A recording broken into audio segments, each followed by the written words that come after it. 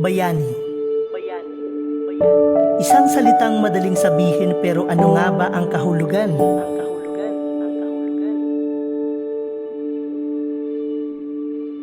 Isang salitang palaging naririnig pero paano nga ba ito pangangatawanan?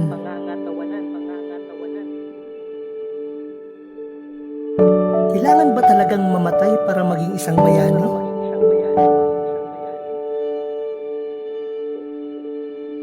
Kailangan ba talagang matulog ng maaga, mahiga sa ilalim ng lupa para masabing bayani ako?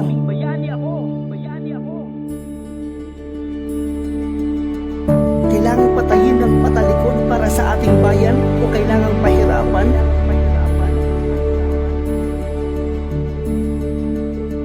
Kailangan umiyak ng dugo dahil sa sakripisyo para masabing maging certified na bayani ako?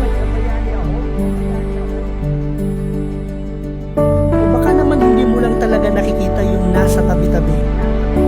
Mga taong nagtatrabaho, mga simpleng mamamayan.